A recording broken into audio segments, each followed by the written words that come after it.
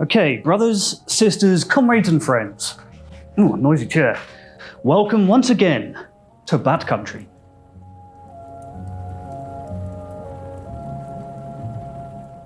Today's topic is one of nuance. I'm talking about a very narrow, often overlooked, but crucially important element of alcohol withdrawal. Knowledge of this phenomenon and what it means for you can make or break your recovery. Today, we're talking about the kindling effect.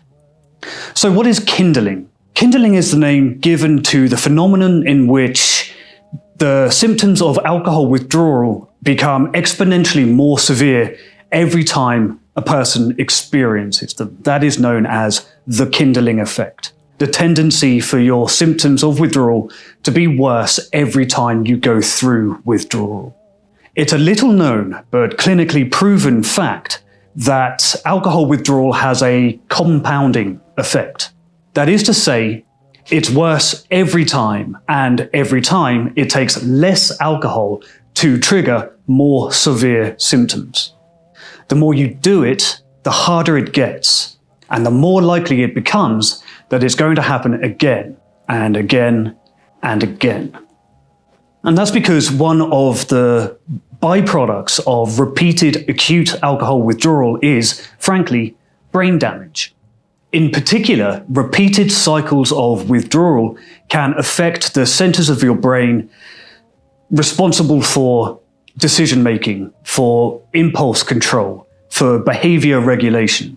What that adds up to is the more you relapse, the more likely you become to relapse again. It's a vicious cycle. We'll talk about the likelihood of relapse in a little bit more detail and what it means for you in just a moment. But first, I found it useful to understand where the term kindling itself came from. This chair is really noisy. I'm sorry about that. Look at it. Look at it. Everything is creaky. A little like me. So why kindling? Why that word? Well, the kindling effect was first described in 1967 by a neuroscientist by the name of Graham Goddard. He was working out of Halifax in Nova Scotia, of all places, so I imagine there isn't a great deal to do there, apart from studying people who are drinking too much, I suppose. If I remember correctly, that's where Robin Williams had his relapse. That's morbid.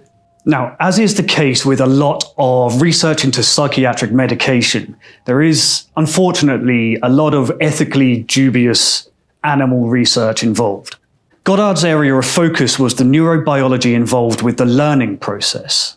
He wanted to understand how we learn, how we acquire patterns of behavior.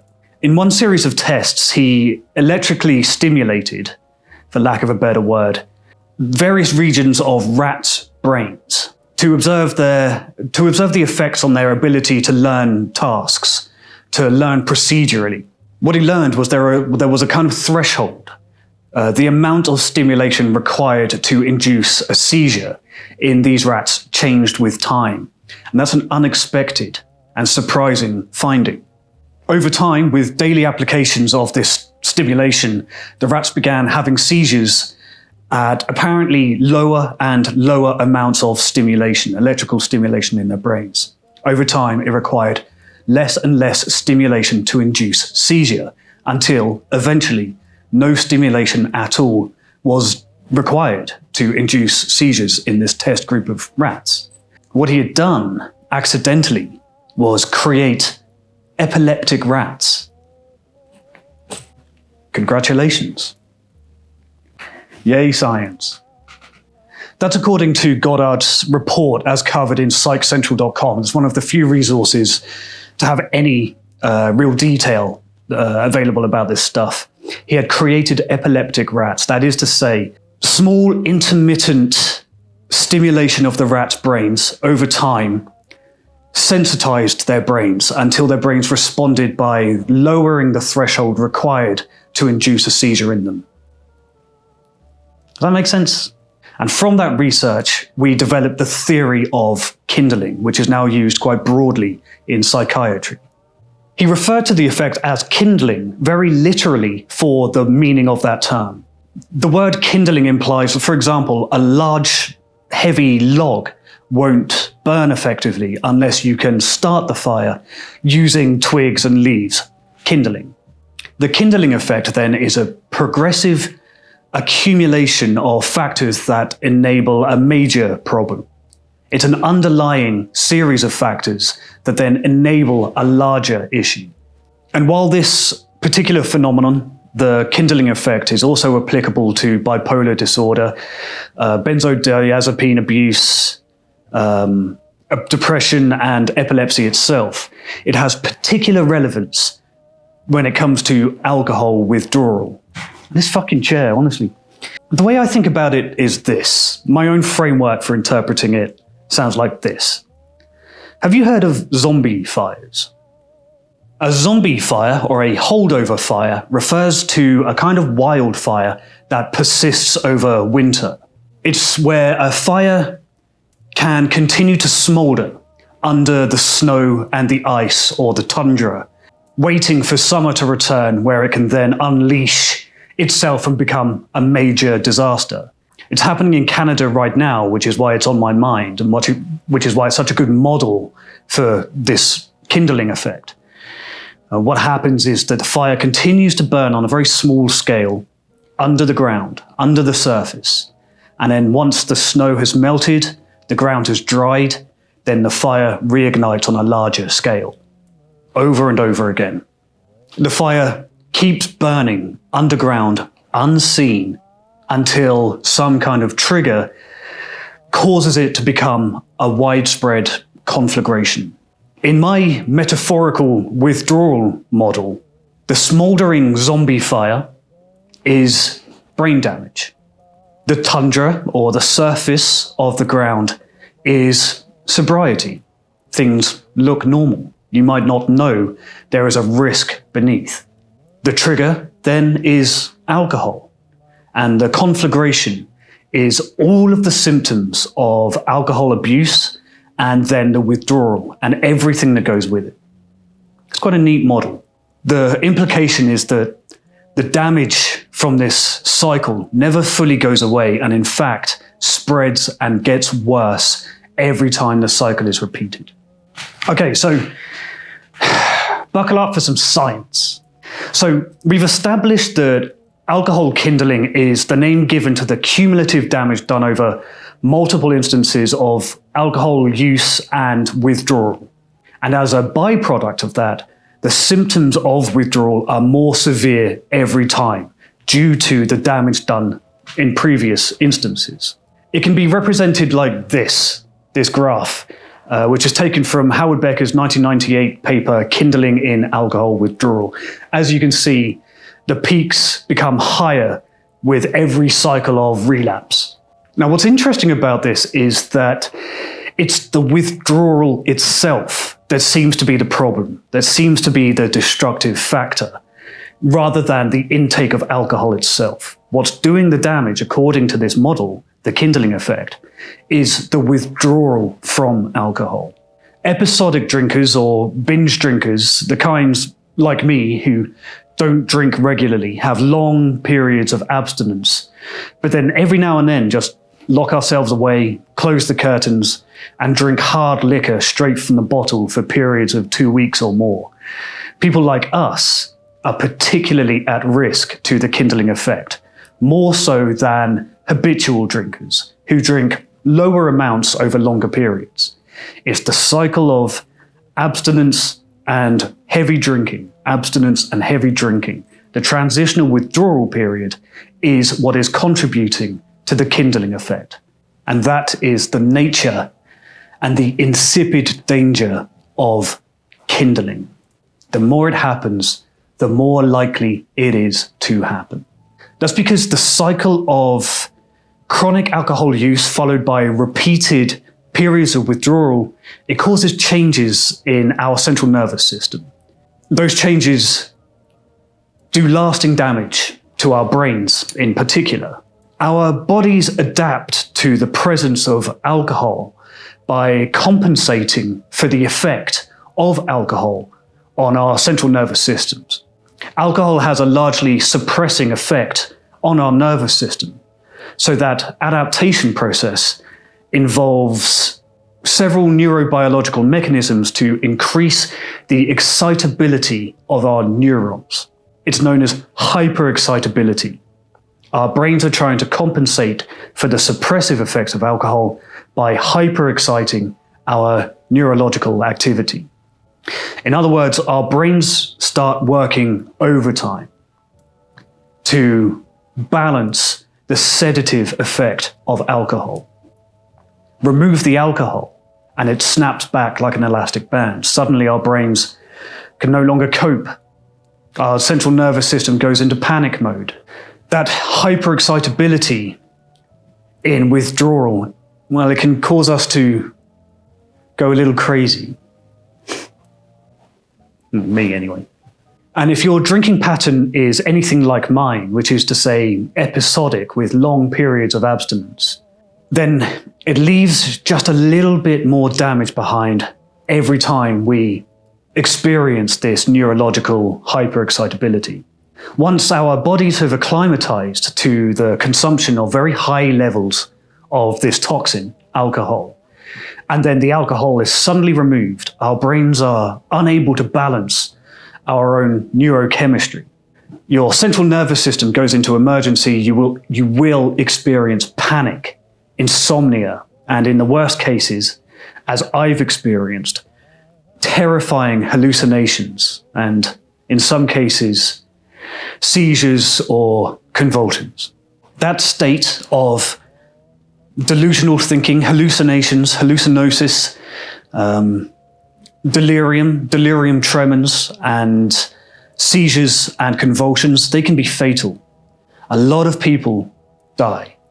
Somewhere between day 2 and day 4 since your last drink, you might develop delirium tremens. I have a number of times, and that involves sudden, severe confusion, delirium, and highly delusional thinking.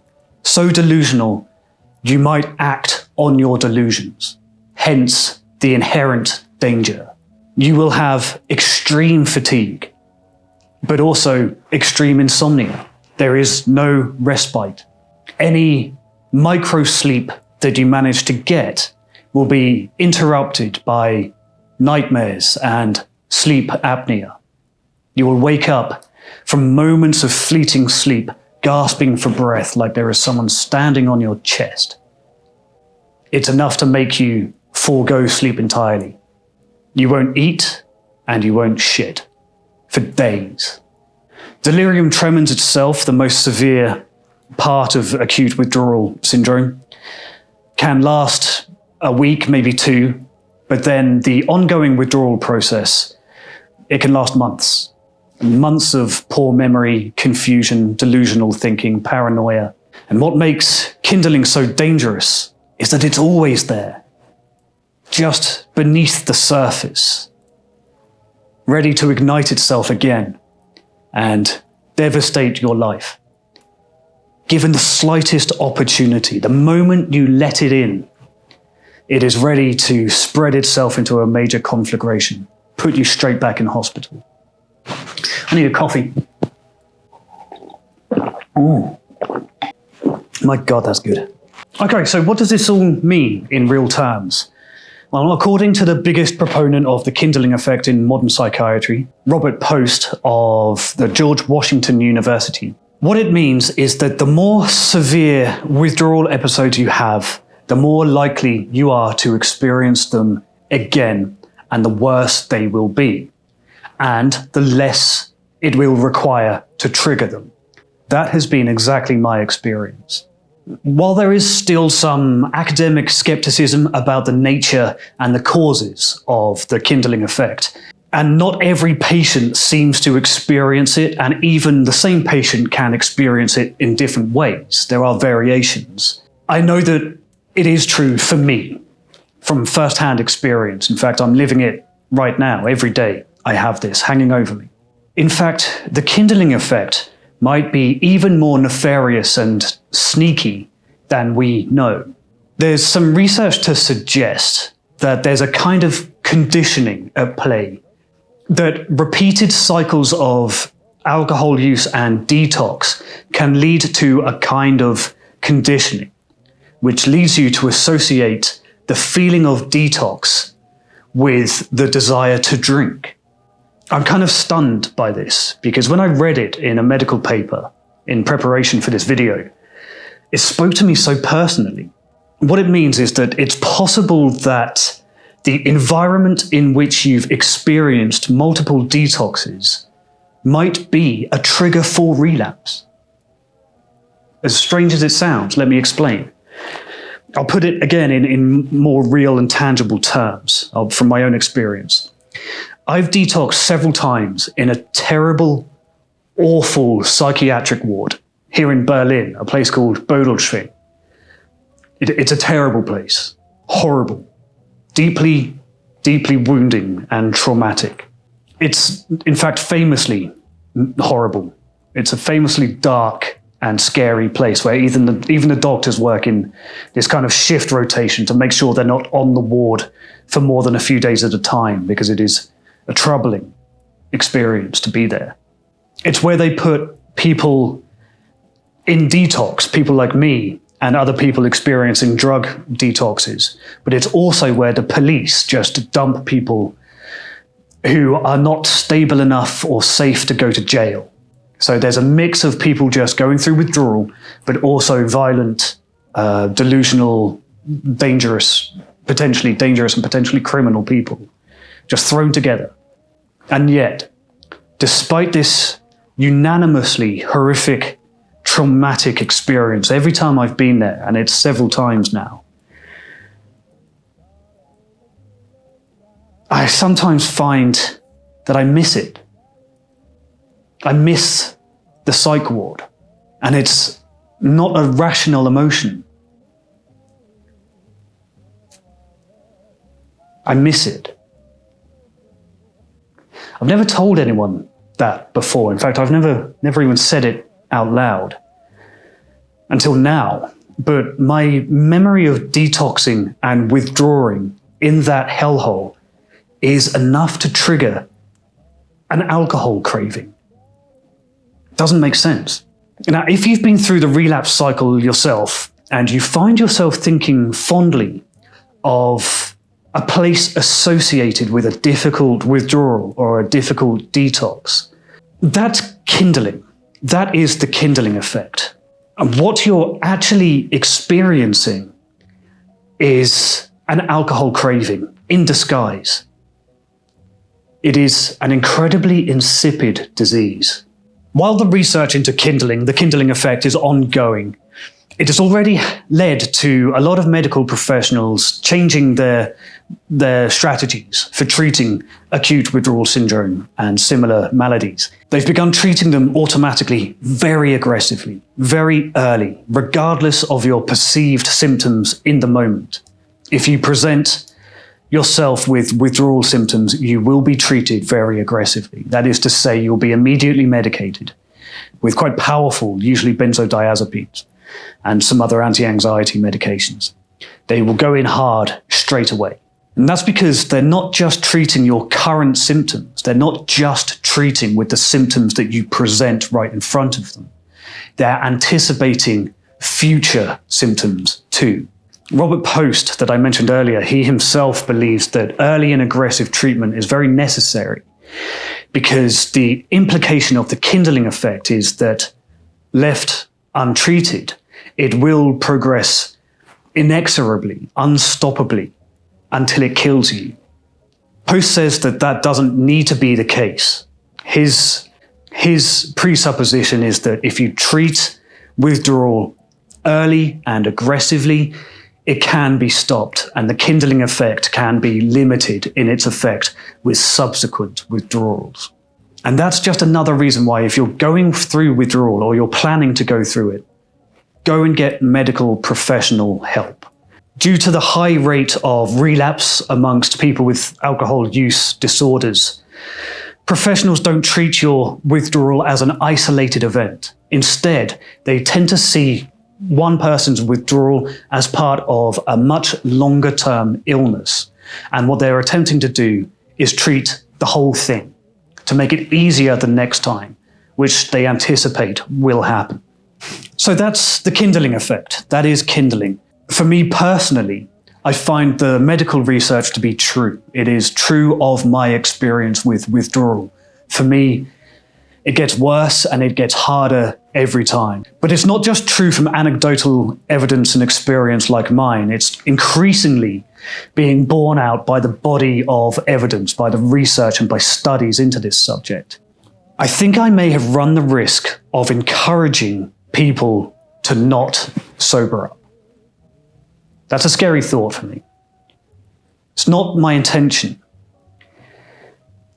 I mentioned earlier that it's the withdrawal that does the damage. The implication of that is by not sobering up, you limit the amount of damage being done. And it is true that binge drinkers or episodic drinkers are more susceptible to this kind of damage. The intermittent drinking has a worse effect on your cognitive capabilities than uninterrupted drinking. But it's not a reason to stay in the bottle. I am of the opinion that withdrawal and sobriety in general is easier, not harder, if you know how difficult it is up front. I believe that embracing truth is more beneficial than a comforting lie. And I think it is useful to know that the process we're going through is a very difficult one. Withdrawal is hard. It is unpleasant. It can even be life-threatening. I think you deserve to know that in advance. Because once you know what you're up against, once you know the shape of your enemy and what you can expect, the easier it is to fight against. And that's my experience anyway. I'll see you next time.